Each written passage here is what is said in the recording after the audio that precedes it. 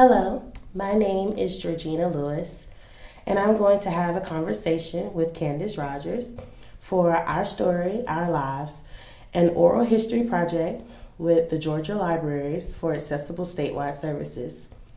It is December 4th, 2018, and this is being recorded at Diamond Lakes Branch in Augusta, Georgia.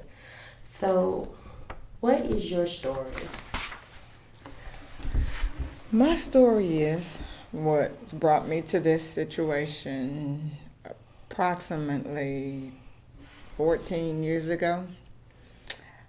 I knew something was wrong with my body. I went twice here in Augusta to two different doctors, and they said they didn't see anything. It must be mental, like I'm going crazy or something, because I tell them I feel this and this, but they didn't do tests to try to figure out why I'm feeling like that. So I'm like, oh well, and I transferred my job, Bell South, to Atlanta. I'm loving Atlanta. That's where I wanted to be. And so I'm working at Bell South, started doing comedy and doing both of those. And then all of a sudden at work, I talk on the phone to business customers, and I reached up for something and my arm just felt numb. And I said, that's weird. How was my arm fall asleep during the middle of the day?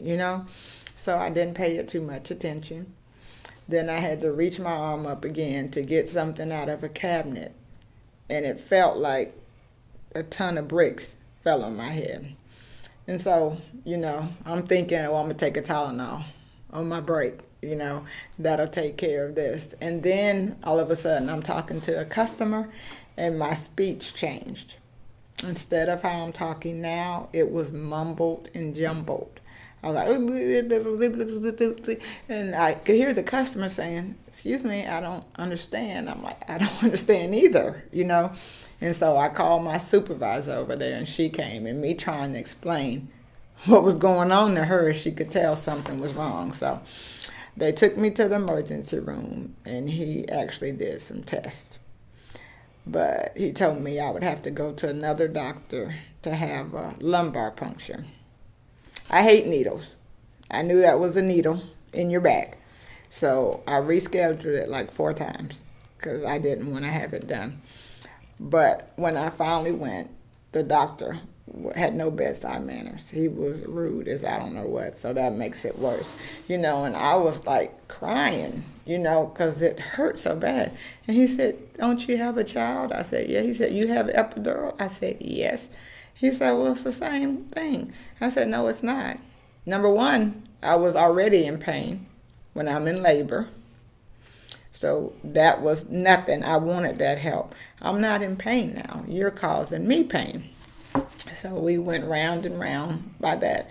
And then he sent to my doctor that in my spinal fluid, it was MS, that I had multiple sclerosis. And now telling you how I hate needles. Okay, so when I went to the doctor, he told me, yes, it's MS, and we have 3 types of injections you can choose from. I said, we can count that out because I don't want any of the injections. What else do you have, like a pill or something that I could take? And pills weren't out then. And so I took the first one. I had to give myself a shot every other day. And it felt like every day because I hated it so much. I just hate needles. I have a needle phobia. And so that was my life, and I didn't know about MS. I didn't know where it was going to lead me, what was going to happen. And so I decided to move back to Augusta, to where I have family. And so my mom and dad live here. They don't live together, but they lived here. And so somebody could help my son if I need some help, And I learned a lot about multiple sclerosis and what it can do. It doesn't have to, but what it can do. So I was fine for years. Nothing was different. I felt normal, but I knew I had this. And so I was doing the same things I used to do. I moved back and everything, and it was just hard because I had this like over my head, You know, I'm Candace, but MS is right there too. And we lived with my mom for like a year, a little bit over a year, because I'm kind of backtracking, but I had the best MS doctor here.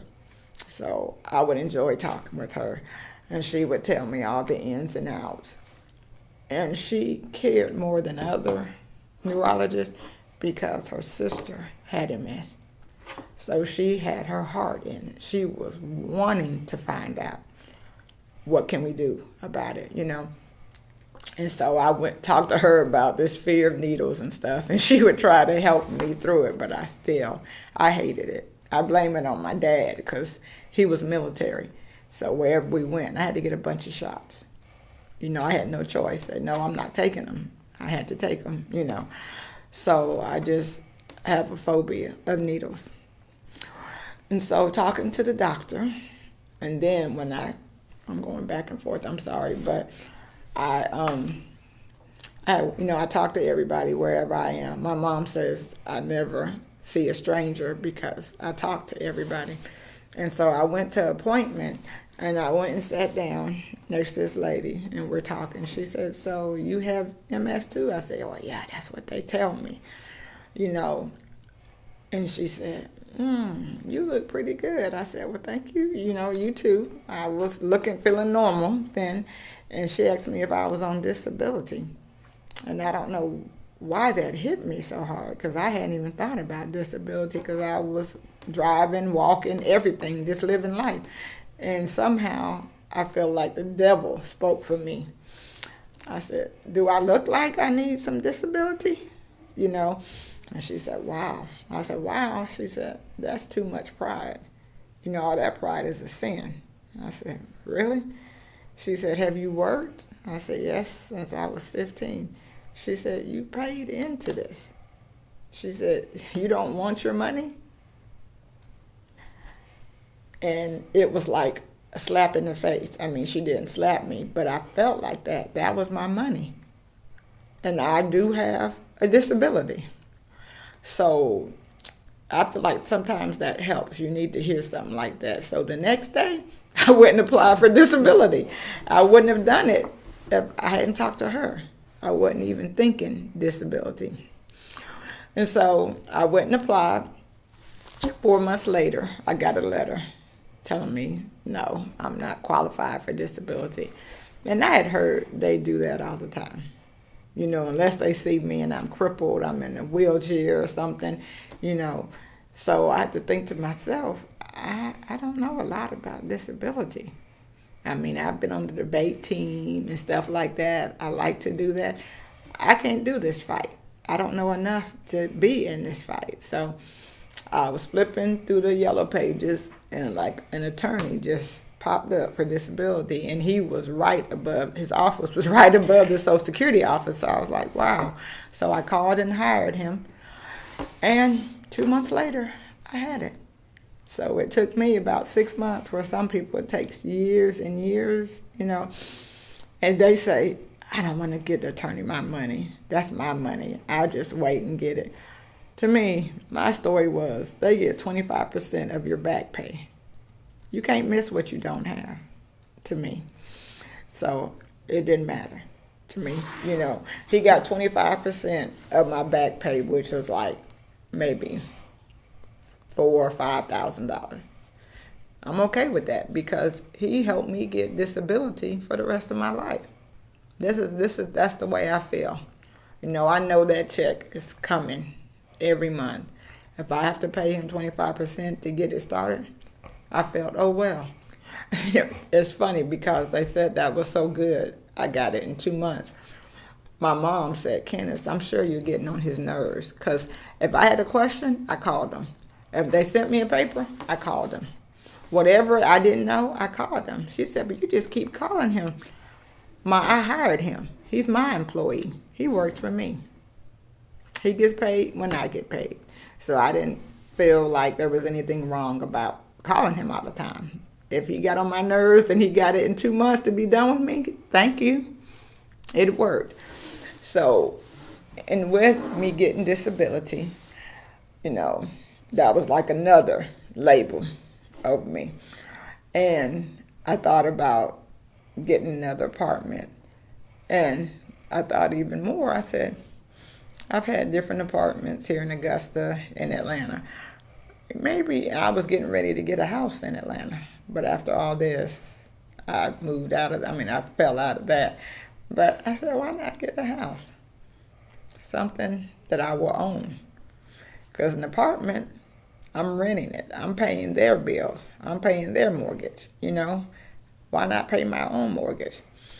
And I would talk to people, say, this is what I'm interested in. Oh, girl, you're not going to be able to get a house on disability. I was like, what do you mean? Because you're on disability. I said, I think if I had a job, that would be harder. Because a job, they can lay me off, fire me, whatever. And my money is gone. But disability, that's coming every month. They know that's a guarantee. As long as I'm living, I'm getting that check every month.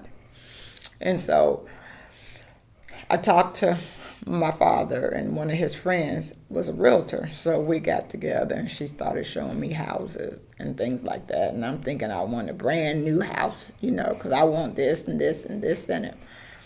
And my mom told me, Candace, what you need to think of, you'll probably never get everything you want in a house unless you have it built from the ground up. And I didn't have the money to do all that. So I made a list of what I wanted and what I was okay not having. And so then when I looked at brand new houses, I was like, And she said, well, maybe I'll show you some other houses, I said, you mean some used houses? She said, it's not like a used car, Candace. They're previously owned houses. I said, okay, same thing. So I went and looked at a couple of used houses. And the one I'm in now, it was for me. I walked in.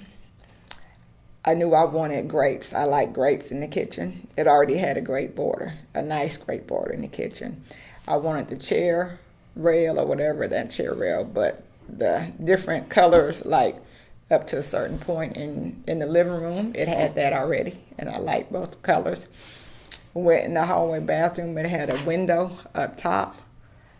Only people that could see through is people that are on your roof or flying or something like that. And I liked that, and I was like, oh God, but how old is this house?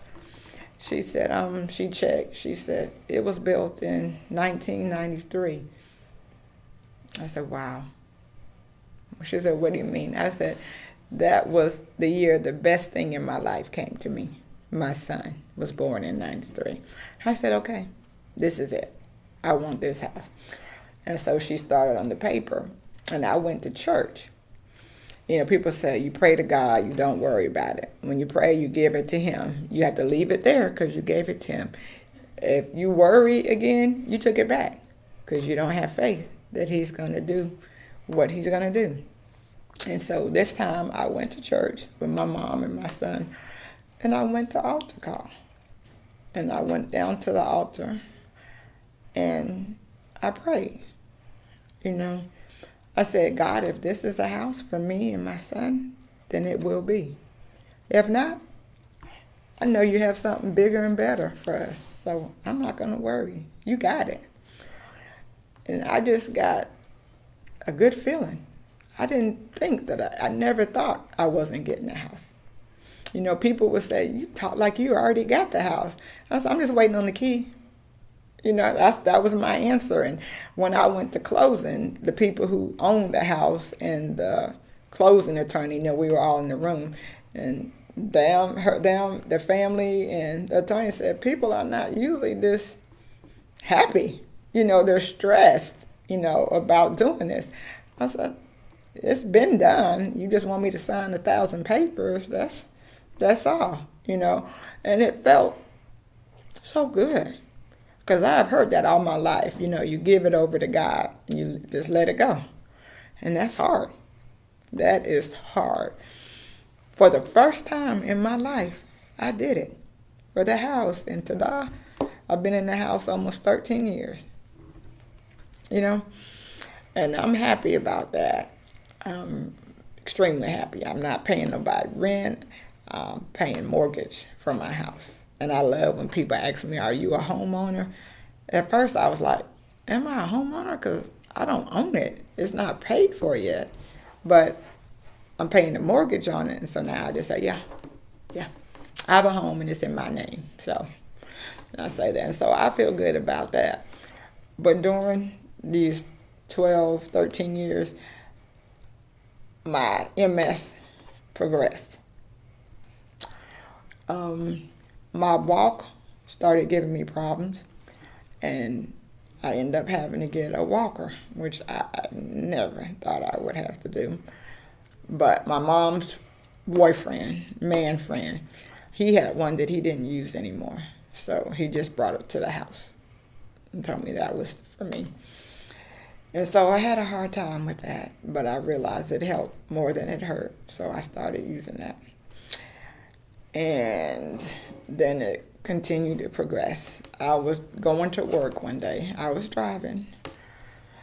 And I got to a traffic light that I had been like every day, And I couldn't tell if it was red, yellow, or green. And I prayed for somebody to come blow the horn telling me to go or something, but nobody did. And so I just talked to God. I said, God, I have to be to work in like 20 minutes. Can you please take the wheel, and get me there safe and sound? And then I just pulled out and turned and got on the expressway and made it to work. And when I got into my job in the room that I work in, I just got on my knees and talked to him and said, I'm sorry for taking my vision for granted. And I just thought that was something I would always have. And so I drove a little bit more, but then I realized it's not fair to the people that can see driving for me to be driving and having trouble. So I just told myself I'm not going to do it anymore.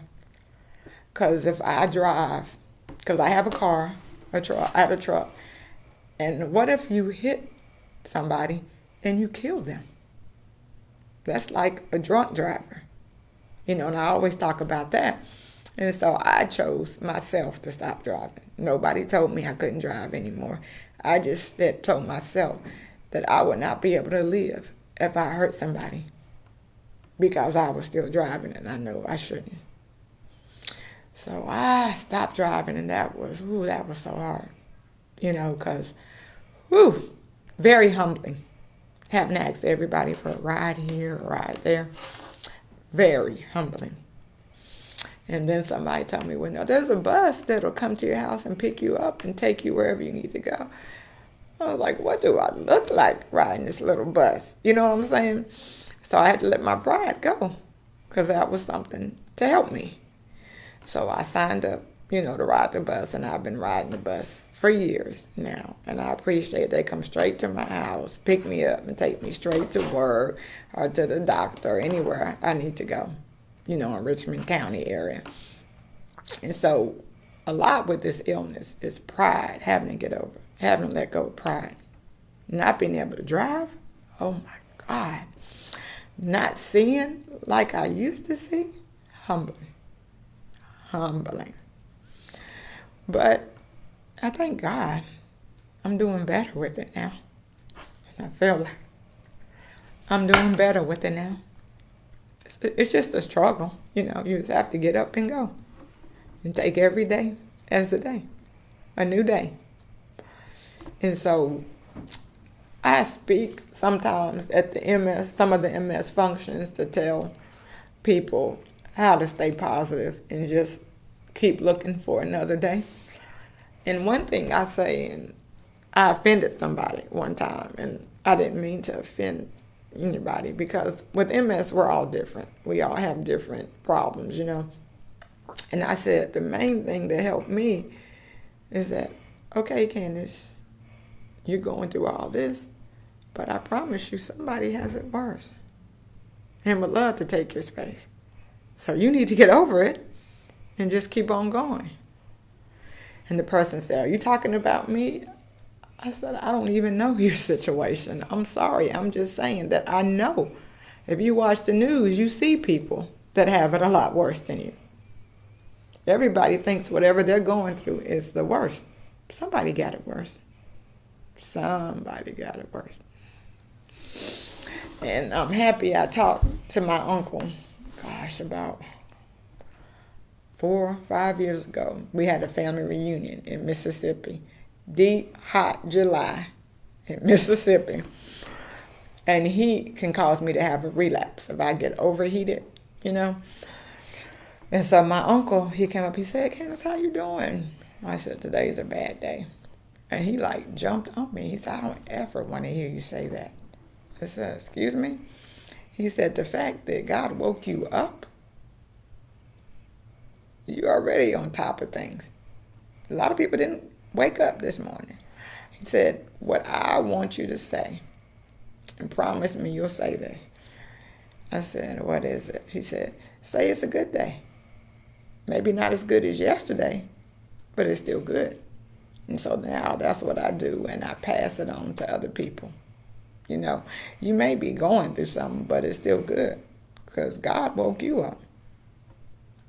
You watch TV and watch the news, everybody didn't wake up. So if you're above ground, you just take it from there, And so at first I didn't think, I said, yeah, okay. But I took it in and I believe it. The fact I wake up and I'm able to get out of bed myself, that is a blessing. A lot of people can't do that. And I think about this one lady.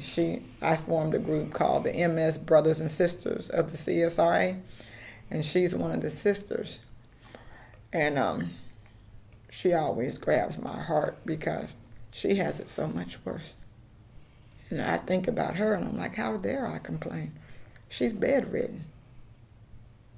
She has to have people do everything for her from MS. That could be me. She has to, this was so hard for me, she has to have somebody bathe her. And I just couldn't imagine somebody having to bathe me. She has to have somebody feed to her. Like she's a baby, pretty much.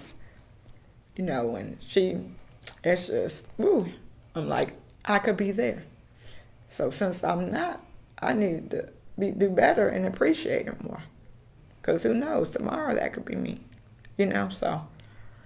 But my heart just goes out to her. And I hate, with me, I said I hate, but I don't like the fact that I'm not driving. Because when I was driving, I would go and see her often, just sit and talk with her. But I'm not able to do that now. And I hear things that she's going through, and I hate that I'm not there to talk to her and stuff like before. But I try my best to do whatever I can for people going through. And when I find out something, I don't keep it a secret like a lot of people do. It's like crazy because when you get your award letter for disability saying, okay, yay, you got disability, you got approved, they should have a letter with that telling you all the things you can do that are out there for you. But that would be too right, I guess. So the only way you find out is to know somebody that knows something. But when I find out, I am so happy to pass it on. I said, I'm not going to keep this secret. That's not fair at all.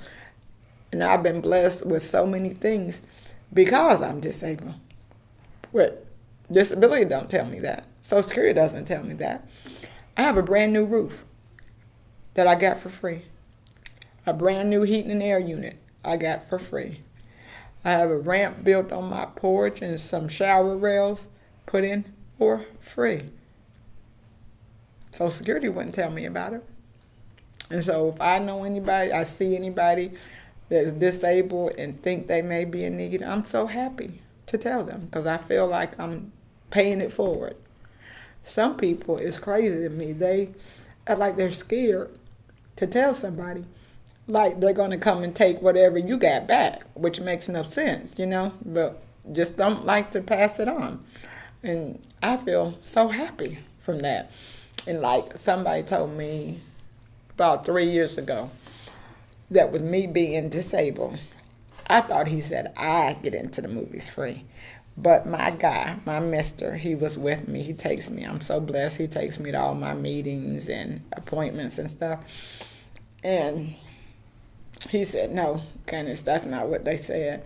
I said, well, what did he say then? He said that whoever takes you to the movies, like your caregiver, they get in free.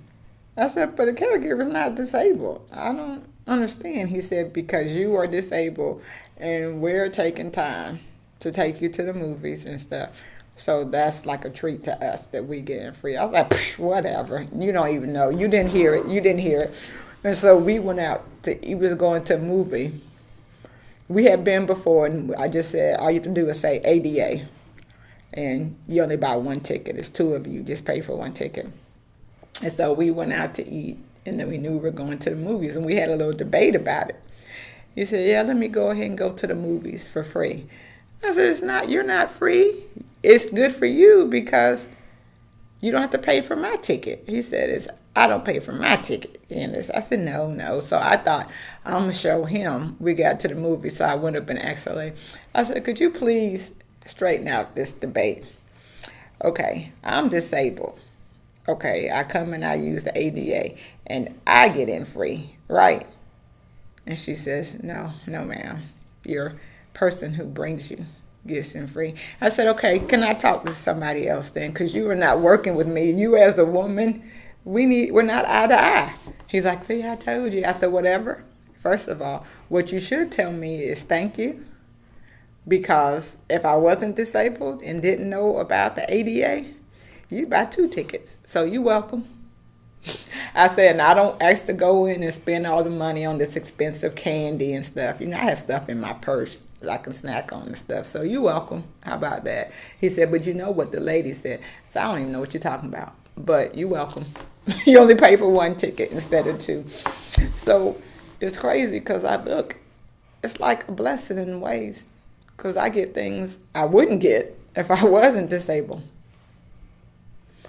So I try to just have to deal with it and go with it, And I got a scooter, that I drive, because it's kind of like the ones in Walmart and Lowe's and stuff, the grocery stores that people sit in that can't walk as well.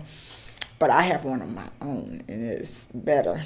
It looks so much better and moves so much better than those, and I didn't have to pay for it.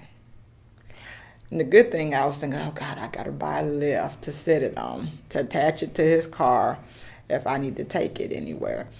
But when they came and brought it to the house, they showed us, you take it apart in 4 pieces, can fit in your trunk, and then when you get where you need to go, you take it out and snap, and you put it back together. And I call it my Escalade because my next car, I'd already said my next car was going to be an Escalade. And since I don't drive anymore, that's my Escalade.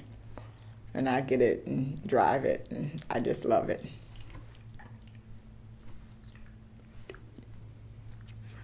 So that's my life with multiple sclerosis and being legally blind. And all the good that it has brought me.